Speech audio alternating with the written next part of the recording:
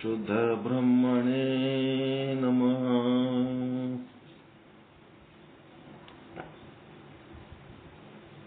ಸಮಸ್ತ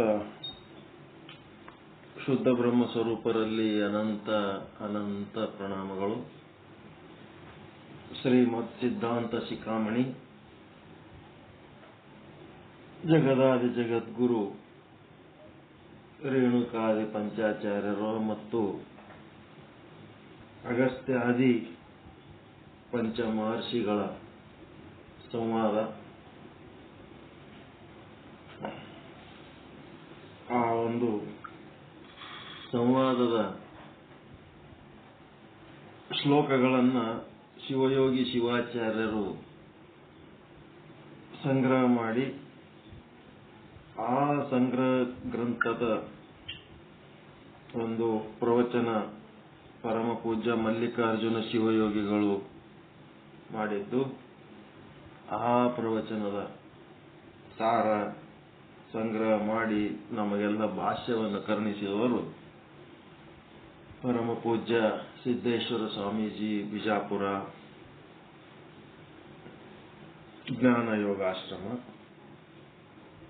ಈ ಒಂದು ಸಿದ್ಧಾಂತ ಶಿಖಾಮಣಿಯಲ್ಲಿ ಜೀವ ಶಿವನಾಗುವುದು, ಅಂಗ ಲಿಂಗವಾಗುವುದು ಎನ್ನುವ ಒಂದು ಗುರಿಯನ್ನಿಟ್ಟುಕೊಂಡು ಮನುಷ್ಯ ಜನ್ಮದ ಸಾರ್ಥಕತೆ ಎಲ್ಲಿ ಅದ ಅಂತಂದ್ರೆ ಜೀವ ಶಿವನಾಗುವುದರಲ್ಲಿ ಜೀವನಾಗಿ ಬಂದು ಶಿವನಾಗಿ ಹೋಗಬೇಕು, ಅಂಗನಾಗಿ ಬಂದು ಲಿಂಗವಾಗಿ ಹೋಗಬೇಕು ಅನ್ನೋಂಥದ್ದೇ ಈ ಒಂದು ಸಿದ್ಧಾಂತ ಶಿಖಾಮಣಿಯ ಗುರಿ. ಈ ಗುರಿಯನ್ನ ತಲುಪುವುದಕ್ಕ ಈ ಗ್ರಂಥ 101 ಸ್ಥಳಗಳು, ಅಂಗಸ್ಥಳಗಳು ಮತ್ತು ಲಿಂಗಸ್ಥಳಗಳಂತ. ಅಂಗಸ್ಥಳದಲ್ಲಿ 6 ಭಕ್ತಸ್ಥಳ ಮಹೇಶಾದಿ ಸ್ಥಳಗಳು, ಲಿಂಗಸ್ಥಳದಲ್ಲಿ ಆಚಾರ ಗುರುಲಿಂಗಾದಿ 6 ಸ್ಥಳಗಳು. ಈ ಅಂಗಸ್ಥಳಗಳಲ್ಲಿ 44 101 ಸ್ಥಳಗಳ ಪೈಕಿ 44 ಸ್ಥಳಗಳು. ಅದರಲ್ಲಿ ಭಕ್ತ ಸ್ಥಳದ ಅವಾಂತರ ಸ್ಥಳ 15 ಸ್ಥಳಗಳು ಬರ್ತವ. 1ನೇ ಸ್ಥಳ ಪಿಂಡಸ್ಥಳ. ಪಿಂಡಸ್ಥಳದಲ್ಲಿ ಶುದ್ಧಾಂತಕರಣ ಸಾಧನೆ ಮಾಡ್ತಾನ ಸಾಧಕನು, ಶಿವಯೋಗ ಸಾಧಕ. 2ನೇ ಸ್ಥಳದಲ್ಲಿ ಆತ್ಮ ಅನಾತ್ಮ ವಿವೇಕ ಅನ್ನುವಂತ ಒಂದು ವಿಚಾರ ಮಾಡಿ ಅನಾತ್ಮದ ಬಗ್ಗೆ ಹೇಯ ಭಾವ, ಆತ್ಮದ ಬಗ್ಗೆ ಪ್ರಿಯ ಭಾವ ತಾಳುವುದೇ ಸಂಸಾರ ಹೇಯ ಸ್ಥಳ. ಅದಕ್ಕೆ ಇಲ್ಲಿ ಮನುಷ್ಯನ ಜೀವನದಲ್ಲಿ ಬರುವ ದುಃಖಗಳು, ತಾಪಗಳು ಅವೆಲ್ಲ ಅನಾತ್ಮಕ್ಕೆ ಸಂಬಂಧಪಟ್ಟು ಅದವ. ಪರಮಾನಂದ ಮಾತ್ರ ಪರಮಾತ್ಮನಿಗೆ ಸಂಬಂಧಪಟ್ಟದ್ದು. ಅದರ ಚಿಂತನೆ ಮಾಡುವಲ್ಲಿ ಆದಿಭೌತಿಕ ತಾಪ, ಅಧಿದೈವಿಕ ತಾಪ, ಆಧ್ಯಾತ್ಮಿಕ ತಾಪ ಅಂತೇಳಿ 3 ರೀತಿ ತಾಪಗಳನ್ನು ಹೇಳ್ಕೊಂಡು ಬಂದರು. ಆಧ್ಯಾತ್ಮಿಕ ತಾಪದಲ್ಲಿ 2, ಒಂದು ಭೌತಿಕ ಶರೀರಕ್ಕೆ ಉಂಟಾಗುವ ವಾತ ಪಿತ್ತ ಕಫಗಳಲ್ಲಿನ ವ್ಯತ್ಯಾಸ, ಅದು ಬಾಹ್ಯ ತಾಪ. ಅಂತರ್ತಾಪ, ಆಧ್ಯಾತ್ಮಿಕ ಅಂತರ್ತಾಪ ಅಂತಂದ್ರೆ ನೆನಪಿಟ್ಕೋಬೇಕು, ಶ್ಲೋಕ ಬರ್ಕೋಬೇಕು. ಬಾಹ್ಯ ತಾಪ ಅಂದ್ರೆ ವಾತ ಪಿತ್ತಾದಿಜಂ ದುಃಖಂ ಬಾಹ್ಯಂ. ವಾತ ಪಿತ್ತಾದಿಜಂ ದುಃಖಂ ಬಾಹ್ಯಂ. ಈ ಶ್ಲೋಕ ಬಹಳ ಮುಖ್ಯ.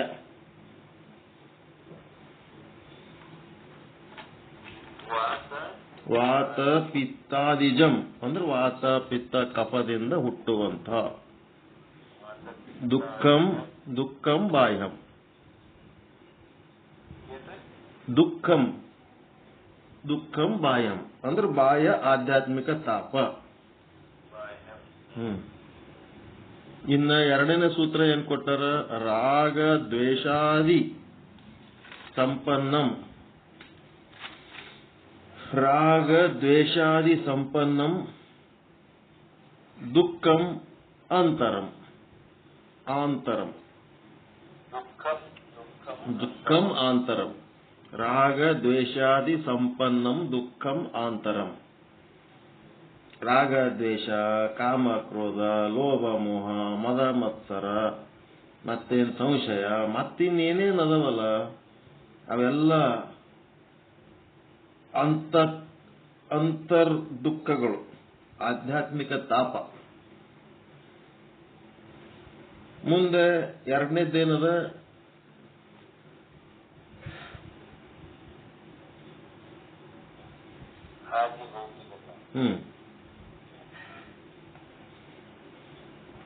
ಆ ಆಧ್ಯಾತ್ಮಿಕ ತಾಪದೊಳಗ ವಾತ ಪಿತ್ತಾದಿ ಅದಲ್ಲ, ಅದರೊಳಗ ವಾತ ಪಿತ್ತಾದಿಜಂ ದುಃಖಂ ಬಾಹ್ಯಂ ಶರೀರಂ ವ್ಯಾಧಿ ಮಂದಿರಂ. ಬಹಳ ಚಂದದ ಶಬ್ದ ಇದು, ಶರೀರಂ ವ್ಯಾಧಿ ಮಂದಿರಂ.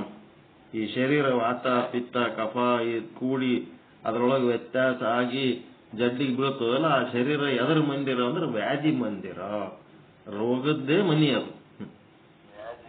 ವ್ಯಾಧಿ ಮಂದಿರಂ, ಶರೀರಂ ವ್ಯಾಧಿ ಮಂದಿರಂ. ಎಲ್ಲರೂ ಹೇಳಕ್ ಚಂದ ಅನಿಸ್ತದೆ ಈ ಮಾತು. ಶರೀರಂ ವ್ಯಾಧಿ ಮಂದಿರಂ. ಮುಂದ ಆದಿ ಭೌತಿಕ ತಾಪ. ಇದ್ರೊಳಗೆ ಏನ್ ಸೂತ್ರ ಕೊಟ್ಟನಂತಂದ್ರೆ,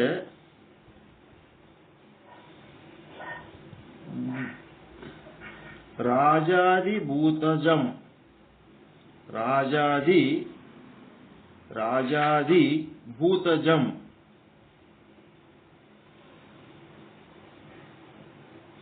ಆದಿ ಭೌತಿಕಂ ದುಃಖಂ. ರಾಜಾದಿ ಭೂತಜಂ ದುಃಖಂ ಆದಿ ಭೌತಿಕಂ.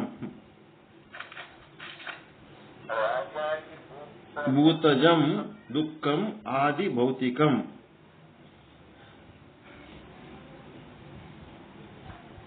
ಈಗ ನಾವು ಏನೋ ಜೀವನ ಮಾಡ್ತಿರ್ತೀವಿ, ಯಾವುದೋ ರಾಜಕಾರಣಿಗಳದ ಕಿರಿಕಿರಿ, ಪೊಲೀಸರ ಕಿರಿಕಿರಿ, ಒಟ್ಟು ಅಧಿಕಾರಿಗಳ ಕಿರಿಕಿರಿಗಳು, ಮುನ್ಸಿಪಾಲಿಟಿಯವ್ರ ಕಿರಿಕಿರಿ. ಅವ್ರ ಬಳಿ ಅಧಿಕಾರಿ ಇರ್ತದ ಅಂತೇಳಿ ಅವರು ದುಃಖ ಕೊಡ್ತಿರ್ತಾರೆ. ಇನ್ನು ಕೆಲವೊಂದು ಇನ್ಸ್ಪೆಕ್ಟರ್ಗಳ ಬರ್ತಿರ್ತಾರೆ, ಅವ್ರದ್ದು ಕಿರಿಕಿರಿ ಎಲ್ಲ ಅಧಿಕಾರಿಗಳು. ಮತ್ತೆ ಯಾರು, ಪಶು ಪಕ್ಷಿ ಕ್ರಿಮಿ ಕೀಟ. ರಾಜಾದಿ ಭೂತಜಂ ಅಂದ್ರೆ 84 ಲಕ್ಷ ಜೀವರಾಶಿಗಳಿಂದ ಉಂಟಾಗುವ ಸಮಸ್ಯೆಗಳು. ಇದೇನು ಬ್ರಹ್ಮಾಂಡದೊಳಗಿರುವ ಸಮಸ್ಯೆ ಇದು. ಇದು ಆಧ್ಯಾತ್ಮಿಕ ಪಿಂಡಾಂಡದೊಳಗಿರುವ ಸಮಸ್ಯೆ, ಪಿಂಡಾಂಡದ ಒಳಗಿರುವ ಸಮಸ್ಯೆ, ಬ್ರಹ್ಮಾಂಡದ ಒಳಗಿರುವ ಸಮಸ್ಯೆ. ಇವೆರಡೂ ಸಮಸ್ಯೆಗಳದಾವು. ಇದಲ್ಲದೆ ಬ್ರಹ್ಮಾಂಡ ಪಿಂಡಾಂಡ ಎರಡೂ ಮೀರಿದ್ದ ಯಾವ್ದಪ್ಪ ಅಂದ್ರೆ ಅಧಿದೈವಿಕ ತಾಪ. ಇವೇನು, ಗ್ರಹ ಯಕ್ಷಾದಿ ಸಂಭವಂ. ಗ್ರಹ ಅಂತ ಅವು ಗ್ರಹ ಶಾಂತಿ ಮಾಡ್ತಿರಲ್ರಿ, ನವಗ್ರಹ ಅವೆಲ್ಲ ಅವೇ. ಗ್ರಹ ಯಕ್ಷಾದಿ ದೆವ್ವ ಭೂತ ಪಿಶಾಚಿ ಯಾವ್ದ ದೆವ್ ಬಡದದ ಅಥವಾ ನವಗ್ರಹ ಶಾಂತಿ ಇವೆಲ್ಲ ಏನದವ, ಗ್ರಹ ಯಕ್ಷಾದಿ ಸಂಭವಂ ದುಃಖಂ ಅಧಿದೈವಿಕಂ. ಗ್ರಹ ಯಕ್ಷಾದಿ ಸಂಭವಂ ದುಃಖಂ ಅಧಿದೈವಿಕಂ. ಇದಕ್ಕೇನು ಭೂತ ಯಕ್ಷ ಅಧಿದೈವ ಅಮಾನವ ಶಕ್ತಿ. ಇದು ಯಾವ ಬ್ರಹ್ಮಾಂಡದೊಳಗಿರುವ ಜೀವಿಗಳಿಂದ ಆದ ಸಮಸ್ಯೆ ಅಲ್ಲ, ಪಿಂಡಾಂಡದೊಳಗಿರುವ ಜೀವನಿಂದ ಆದ ಸಮಸ್ಯೆನೂ ಅಲ್ಲಿದೆ. ಇದು ಅತಿ ಮಾನುಷ ಅಂತಾರೆ. ಇದಕ್ಕೆ ಅಮಾನವ ಅಂತಂದ್ರೆ ಅತಿ ಮಾನುಷ. ಅದೇ ಶಬ್ದ ಗೊತ್ತಾಗಲಾಗಿತ್ತು, ಮೊನ್ನೆ ನೆನಪು ಬರಲಾಗಿತ್ತು, ಇವತ್ತು ಬತ್ ನೋಡ್ರಿ. ಅತಿ ಮಾನುಷ ಶಕ್ತಿ. ಆ ಶಕ್ತಿಗಳು ಏನ್ ಮಾಡ್ತಾವ, ನಮ್ಮ ಜೀವನ ಕಷ್ಟ ಮಾಡಿಟ್ಬಿಡ್ತಾವ. ಮಳಿ ಜಗ್ಗಿ ಬರೋದು, ಇಲ್ಲಂದ್ರೆ ಮಳಿ ಬರ್ಲಾರ್ದಂಗ ಆಗೋದು, ಬಿಸಿಲು ಜಗ್ಗಿ ಬರೋದು, ಇಲ್ಲಂದ್ರೆ ಒಂಥರ ಮೋಡ ಹಾಕಿದ ವಾತಾವರಣ ಮಾಡಿ ರೋಗ ಉಂಟು ಮಾಡೋದು, ಚಳಿ ಮಾಡೋದು, ಏನೇನೋ ಆತಿರ್ತಾವ, ವಿಪರೀತ ಆತಿರ್ತಾವ. ಅದು ಅತಿ ಮಾನುಷ ಶಕ್ತಿ. ಅಮಾನವ ಶಕ್ತಿಗಳಿಂದ ಒದಗುವ ಅಧಿದೈವಿಕ ದುಃಖ.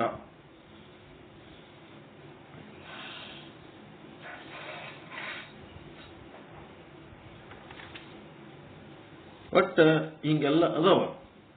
ಈ ಎಲ್ಲ ದುಃಖಗಳು ಏನದವಂತಂದ್ರ, ಈ ಜನನ ಮರಣ ಉಪಜೀವನ ಅಂತೇಳಿ ಏನು ಸಂಸಾರ ಅದಲ್ಲ, ಅನಾತ್ಮಕ್ಕೆ ಸಂಬಂಧಪಟ್ಟು ಅದಾವ. ಅದನ್ನ ತಿಳ್ಕೊಂಡು ಅವುಗಳಿಗೆ ಅಷ್ಟು ಮಹತ್ವ ಕೊಡಬಾರದು, ಅದ್ರ ಬಗ್ಗೆ ಬಹಳ ತಲೆ ಕೆಡಿಸ್ಕೋಬಾರದು. ಅದಕ್ಕೆ ಎಷ್ಟು ರಿಯಾಕ್ಟ್ ಮಾಡ್ಬೇಕು ಅಷ್ಟು ಮಾಡಿ ಮತ್ತೆ ನಾವು ನಮ್ಮ ಆತ್ಮ ಸಾಧನೆ ಒಳಗೆ ತೊಡಗಬೇಕು. ಅಯ್ಯೋ ಹಿಂಗಾಯ್ತಲ್ಲ ಹಂಗಾಯ್ತಲ್ಲ ಅಂತೇಳಿ ಬಹಳ ತಲೆ ಕೆಡಿಸ್ಕೊಳಕ್ ಹೋಗ್ಬಾರ್ದು. ಅದಕ್ಕೆ ಅವ್ರು ಏನ್ ಮಾಡ್ಯಾರ,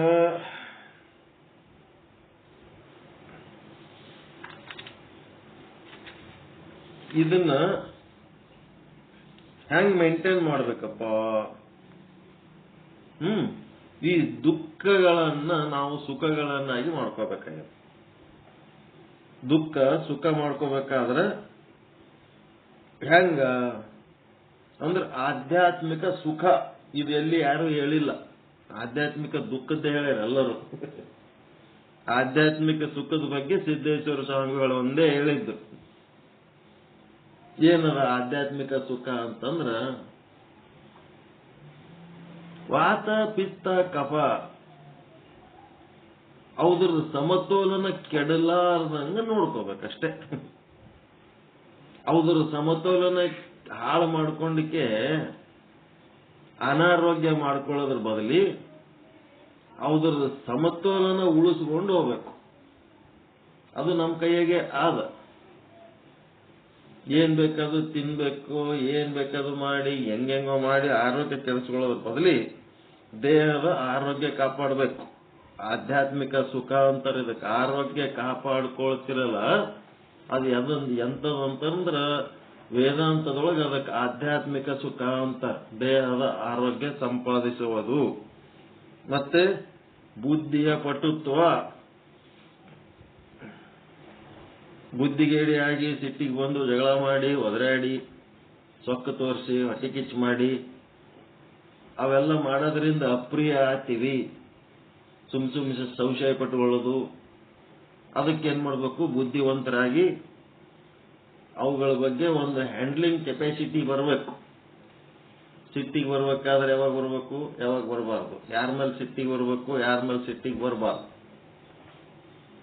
ಹೊಟ್ಟಿ ಕಿಚ್ಚು ಯಾರ ಮೇಲೆ ಮಾಡಬೇಕು, ಯಾರ ಮೇಲೆ ಮಾಡಬಾರ್ದು. ಸೊಕ್ಕ ಯಾರ ಮೇಲೆ ತೋರಿಸ್ಬೇಕು, ಯಾರ ಮೇಲೆ ತೋರಿಸಬಾರ್ದು. ಇವೆಲ್ಲ ಗೊತ್ತಿಲ್ಲಲ್ಲ. ಇದು ಬುದ್ಧಿಗೇಡಿತನಕ್ಕೆ ಹಂಗಾಗ್ತಿರ್ತದ. ಆ ಬುದ್ಧಿಗೇಡಿತನವನ್ನು ಮೀರಿ ಬುದ್ಧಿಯ ಪಟುತ್ವ, ಕಾಮಕ್ರೋಧ ಲೋಭ ಮೋಹ ಮದ ಮತ್ಸರ ಈ ಜೀವ ಇರೋ ತನಕ ಅವೇನು ಎಲ್ಲಿ ಹೋಗಲ್ಲ. ಆದ್ರೆ ಅವು ಹ್ಯಾಂಗ್ ಬಳಸ್ಬೇಕಂತ ಬುದ್ಧಿವಂತಿಕೆಯಿಂದ ಬಳಸಂತದ್ದು ಕಲಿಬೇಕು. ಮತ್ತೆ ಎಲ್ಲಕ್ಕಿಂತ ಮಿಗಿಲಾಗಿ ಶಾಸ್ತ್ರ ಪಾಂಡಿತ್ಯ. ಹಿಂದಿನ ಹಿರಿಯರು ನಮಗಾಗಿ ಏನ್ ಮಾರ್ಗದರ್ಶನ ತೋರಿ ಹೋಗ್ಯಾರ, ಆ ಶಾಸ್ತ್ರಗಳ ಅಧ್ಯಯನದಾಗ ತೊಡಗಿ ಅದರ ಪಾಂಡಿತ್ಯವನ್ನ ಸಂಪಾದನೆ ಮಾಡೋದು ಇದು ಆಧ್ಯಾತ್ಮಿಕ ಸುಖ. 3 ರೀತಿ ಹೇಳ್ಯಾರ. ದೇಹದ ಆರೋಗ್ಯ, ಬುದ್ಧಿಯ ಪಟುತ್ವ, ಪಾಂಡಿತ್ಯ. ಇವೆಲ್ಲ ಆಧ್ಯಾತ್ಮಿಕ ಸುಖದಾಗ ಬರ್ತಾವ. ನಿಮ್ಮ ಪಾಂಡಿತ್ಯದಿಂದ ನಿಮ್ಮೊಳಗೆ ಎಷ್ಟೋ ಸಮಸ್ಯೆಗಳಿದ್ದೆಲ್ಲ ಸಮಸ್ಯೆ ಬಗೆಹರಿದವ ಇಲ್ರಿ. ಈ ಒಂದು ಶಾಸ್ತ್ರಜ್ಞಾನ ಗೊತ್ತಾಗೋದಕ್ಕಿಂತ ಮೊದಲ ಏನೇನ್ ಸಮಸ್ಯೆ ಇದ್ದು ಎಲ್ಲ ಸಮಸ್ಯೆ ಬಗೆಹರಿದಿರ್ಲಿಕ್ಕಿಲ್ಲ. ಕೆಲವೊಂದು ಸಮಸ್ಯೆ ಅಂತೂ ಬಗೆಹರಿದ ಆರಾಮಾಗಿರ ಇಲ್ಲ, ಏನು ಆಗೇ ಇಲ್ಲ. ಹಿಂಗಾಗಿ ಶಾಸ್ತ್ರಜ್ಞಾನ ಅದು ಗುರು ಹಿರಿಯರು ಹೇಳಿದ ಪ್ರವಚನ, ಶಾಸ್ತ್ರಜ್ಞಾನ ಎಲ್ಲ ಒಂದೇ. ಅವುಗಳಿಂದ ನಮಗೆ ಲಾಭ ಆಗ್ಯದಂತ ಇಲ್ಲಿ ಕುಂತಿರ್ತೀವಿ ಅಷ್ಟೇ. ನೆಕ್ಸ್ಟ್ ಆದಿಭೌತಿಕ.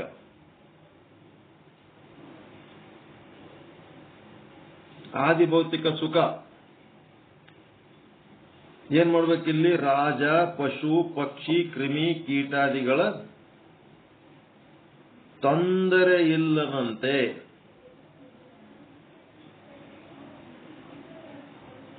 ಒಂದು ಒಳ್ಳೆ ವಾತಾವರಣ ಪರಿಸರ ನಿರ್ಮಾಣ ಮಾಡ್ಕೋಬೇಕು.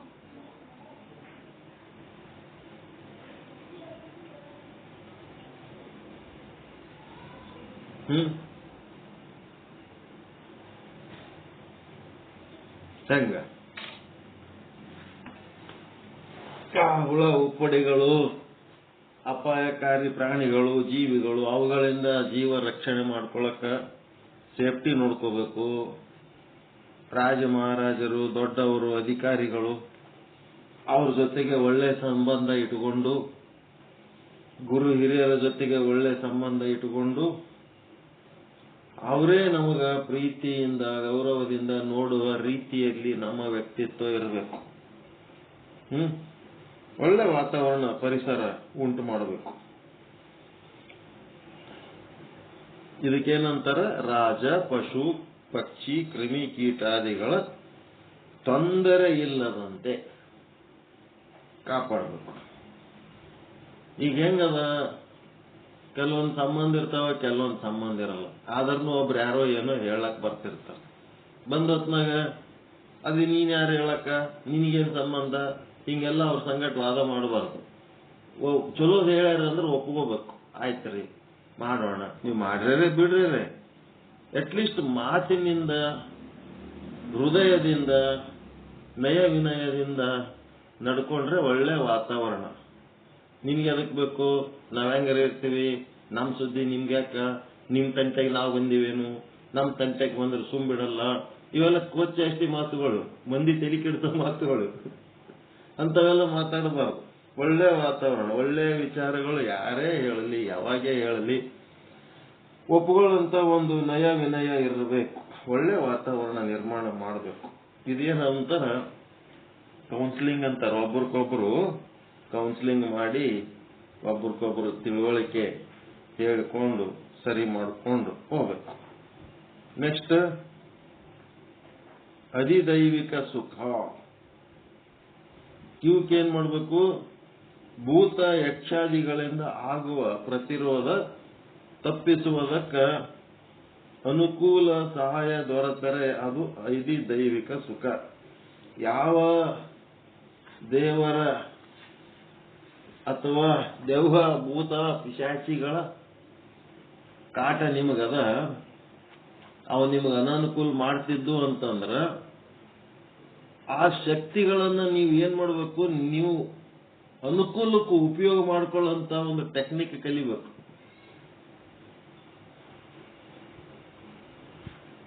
ಅದು ಬರ್ಬೇಕು ನಮ್ಮಲ್ಲಿ. ಅನಾನುಕೂಲ ಮಾಡೋಂಥವ್ರೆ ನಮಗೆ ಅನುಕೂಲಕ್ಕಾಗಬೇಕು. ಅದು ಕಲಿಬೇಕು.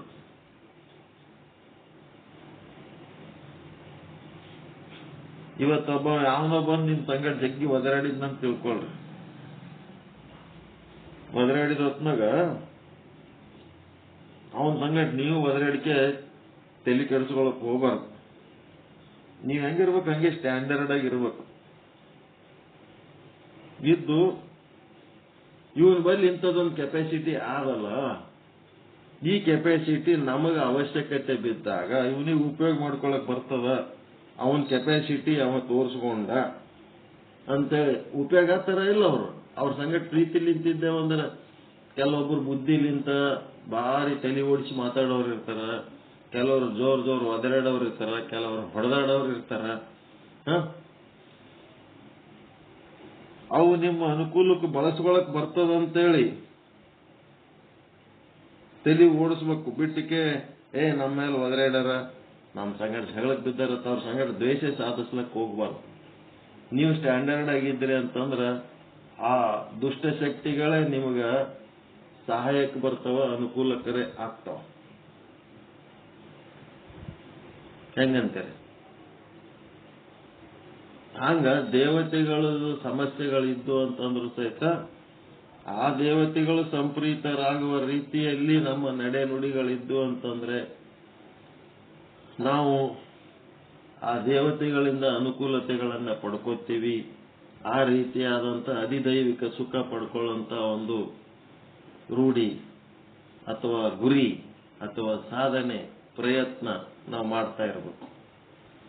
ಈ ಮೂರು ರೀತಿಯ ಸುಖಗಳು ಅಧಿದೈವಿಕ, ಆಧ್ಯಾತ್ಮಿಕ ಮತ್ತೆ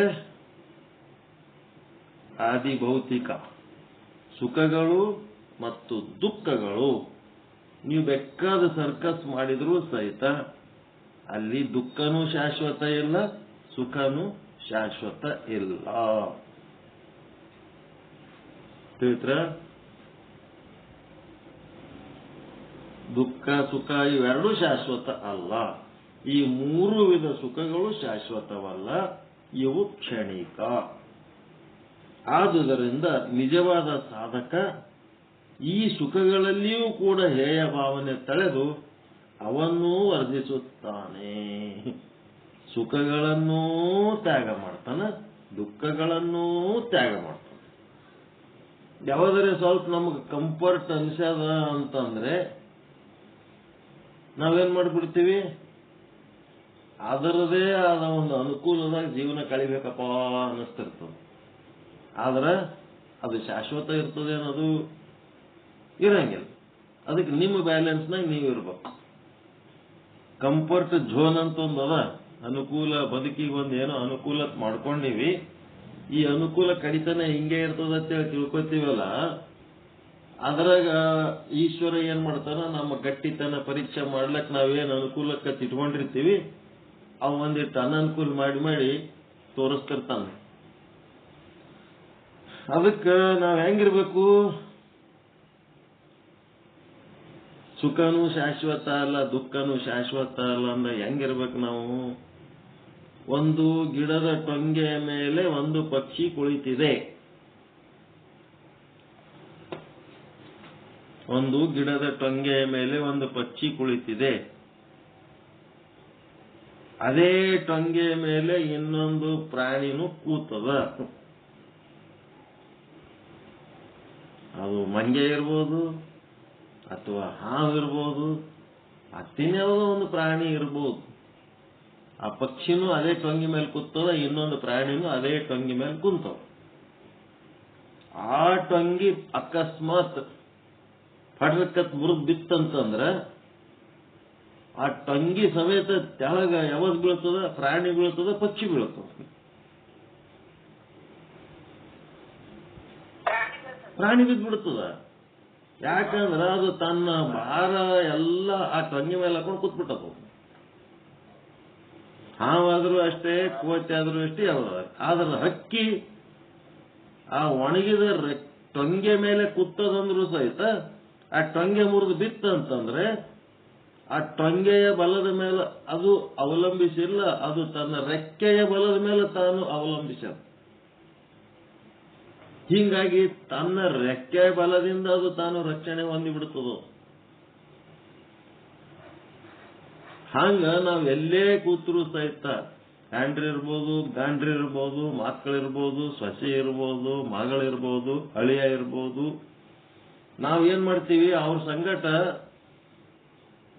ಅನುಕೂಲಕರವಾಗಿ ರಾಗದಿಂದ ಪುಣ್ಯವಂತರಂಗ ನಡ್ಕೊಳಕ್ ಹೋಗ್ತೀವಿ.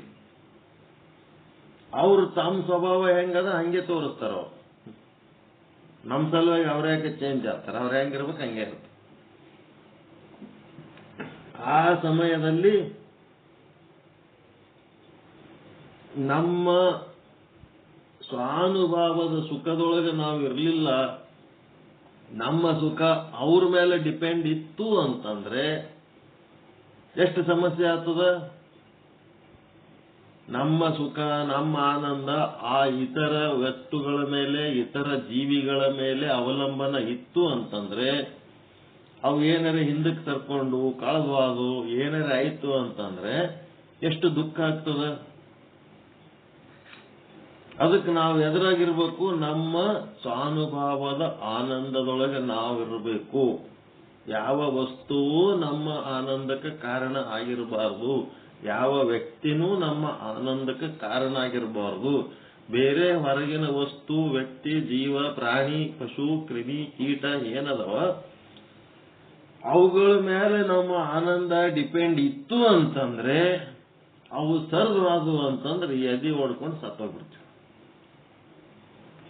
ಇಲ್ಲೊಬ್ರು ದೊಡ್ಡ ಪ್ರೊಫೆಸರ್, ಅವ್ರ ಮನೆ ತಕ್ಕ ಮಟ್ಟಿಗೆ ಬಂಗಾರ ಬೆಳ್ಳಿ ಏನೇನೋ ಮಾಡಿದ್ರಿ, ಎಲ್ಲರ ಮನೆಗೆ ಇರ್ತದ, ಅವ್ರ ಮನೆಗೂ ಇತ್ತು. ಆ ಮನೆ ಅವ್ರ ಪ್ರೊಫೆಸರ್ ಹೆಂಡತಿ ಬಂಗಾರದ ಮೇಲೆ ಅಪಾರ ಪ್ರೇಮ. ಆಕೆ ಆನಂದ ಏನಿದ್ರೆ ಬಂಗಾರದಾಗೆ, ಬಂಗಾರ ಖರೀದಿ ಮಾಡೋದೇ ಒಂದು ದೊಡ್ಡ. ಅದು ಏನಾಗ್ಬಿಡ್ತು, ಒಂದಿನ ಯಾರ ಎತ್ಕೊಂಡೋಗ್ಬಿಟ್ರ ಅವ್ರ ಮನೆಯಿಂದ ಬಂಗಾರ. ಎತ್ಕೊಂಡು ಹೋದ್ಮೇಲೆ ನೆಲ ಹಿಡಿದ್ ಬಿಟ್ರಿ ಅವ್ರು. ನೆಲ ಹಿಡಿದ್ರೆ ಅದು ಹೋಲ್ ಬಿಡ, ಅದಕ್ಕೆ ಯಾಕೆ ತಲೆ ಕೆಡಿಸ್ಕೊತಿದೆ, ಮತ್ತೆ ತರ ಮತ್ತೆ ಬೆಕ್ಕದ ಹೇಳಿದ್ರು ಅದೇ ಚಿಂತೆಗೆ ಪ್ರಾಣ ಬಿಟ್ರು.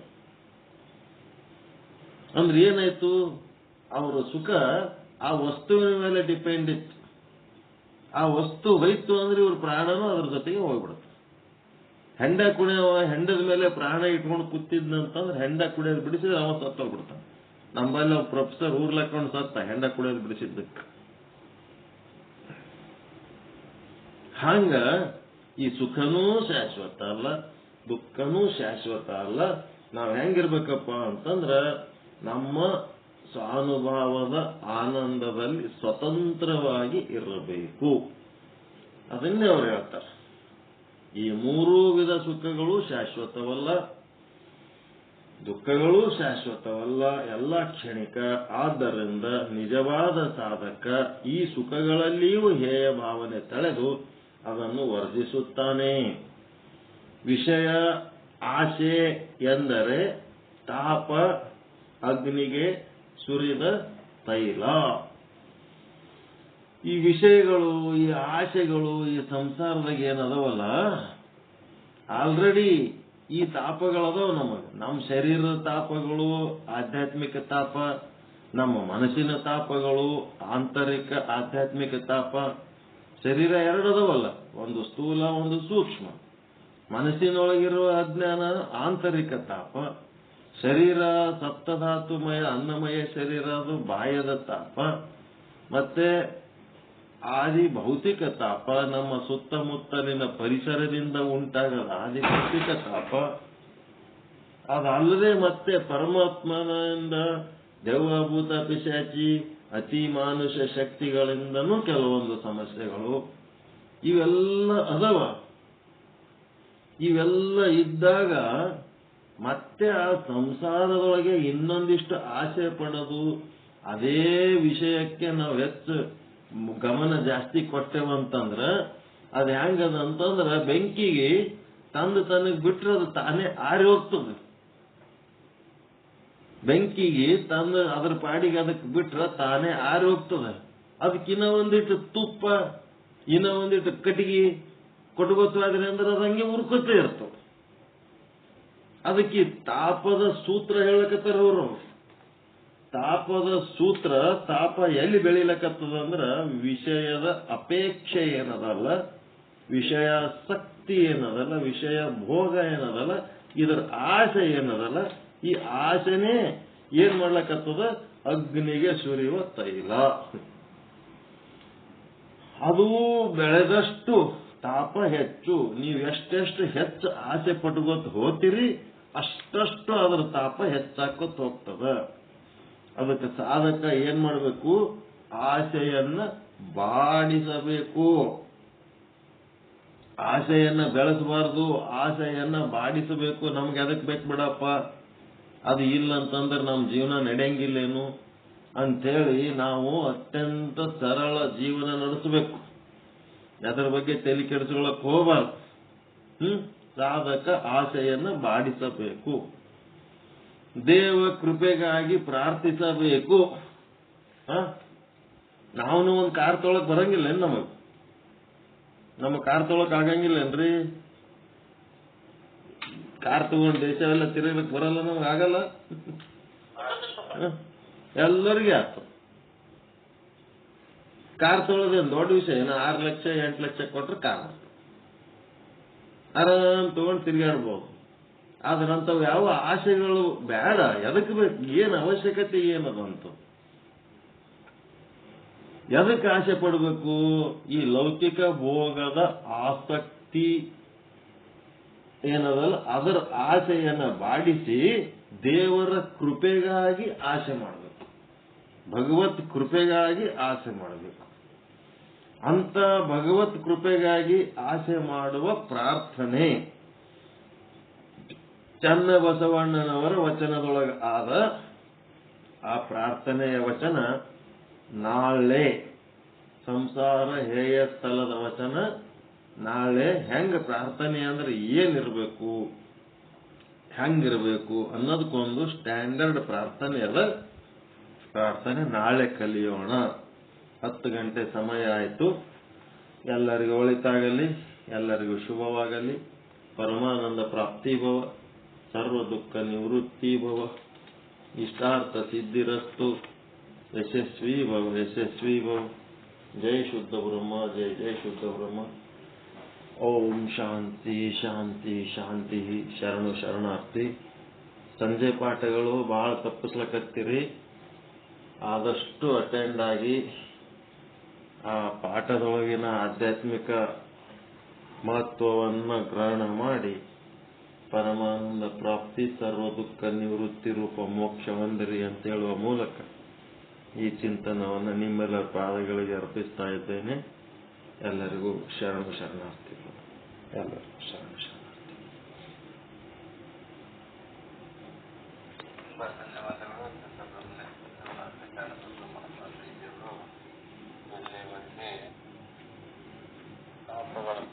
ಆಧ್ಯಾತ್ಮಿಕ ತಾಪ, ಆಧ್ಯಾತ್ಮಿಕ ತಾಪ,